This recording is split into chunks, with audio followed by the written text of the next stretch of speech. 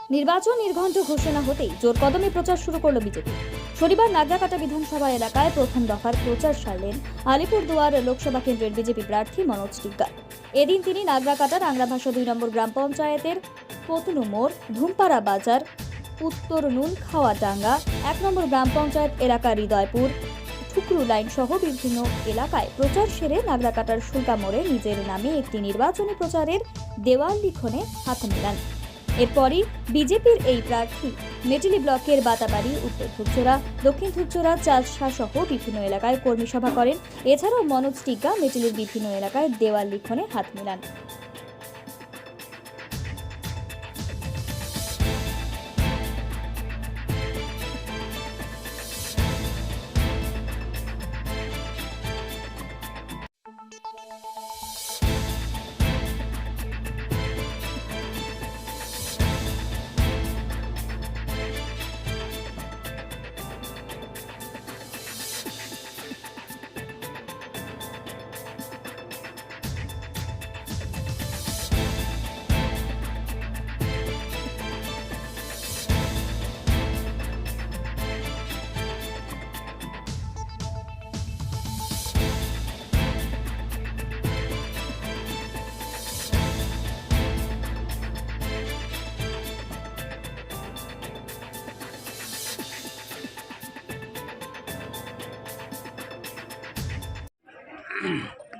দেখুন, আজকে আমাদের আগে থেকে কার্যক্রম ঠিক করা হয়েছিল যে আমাদের আলিপুরদুয়ার লোকসভা কেন্দ্রের মধ্যে যে 60টি বিধানসভা আছে, সেই 60টি বিধানসভার মধ্যে গতকালকে 6টি বিধানসভা আমাদের সম্পর্ক অভিযান শেষ হয়েছে। মানুষের সাথে পরিচয় করা, যোগাযোগ করা এবং ভোটের জন্য আবেদন করা। তো সেই সূত্রে আজকে নাগরাকাটা বিধানসভায় আমরা বাতাবাড়ি 1, বাতাবাড়ি, ভাটিয়ালি বাতাবাড়ি 1, 2তে আমরা এসেছি। আমাদের সম্মান্য সভাপতি মজনুদা আছেন এবং আমাদের নাগরাকাটার বিধায়ক পুনা ভেংরাজি, আমাদের জেলার সাধারণ সম্পাদক মনোজ ভুজেল, অরুণ ওয়াইবাজি আরও আমাদের উপস্থিত আছেন এইখানে। আমরা এখানে এসেছি যে মূলত যেহেতু লোকসভা ভোট, আমরা মানুষের সাথে যোগাযোগ করতে এসেছি, মানুষের সাথে ভোট আবেদন করতে এসেছি এবং সর্বোপরি আমাদের প্রার্থী পরিচয়, আমাদের অনেক কর্মী আছেন হয়তো আমাকে চেনেন না, তো তাই আমাদের যারা কর্মী আছে বাতাবাড়ি 1, মেটিয়ালি বাতাবাড়ি 1, 2তে তাদের সাথে সম্পর্ক করা এবং তাদের সাথে একটা পরিচয় পর্ব ছিল, সেই পরিচয় পর্বের সূত্রে এখানে আসা। কীরকম হবে পঞ্চায়েতে? আমরা দেখেছিলাম যে চাপ।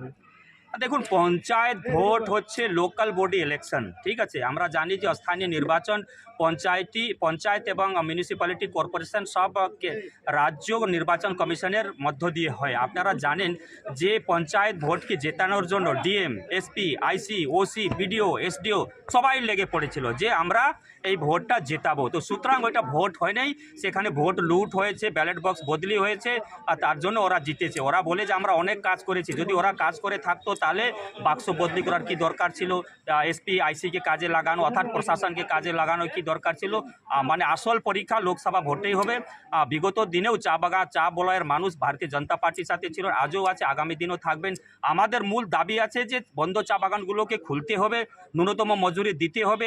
এখন যে সাধারণ মানুষ কিংবা শ্রমিকদেরকে যে ভুল বুঝিয়ে পাট্টা দেওয়া হচ্ছে, সে পাট্টাতে না দাগ নাম্বার আছে, না খাতিয়ান নাম্বার আছে, না কিছু আছে। এই পাট্টার কোনো মূল্য নেই। এবার পাট্টাতে কি আছে? পাট্টাতে স্পষ্টভাবে লিখে দেওয়া হয়েছে যে এটা নট ট্রান্সফারেবল, অর্থাৎ হস্তান্তরণ হবে না।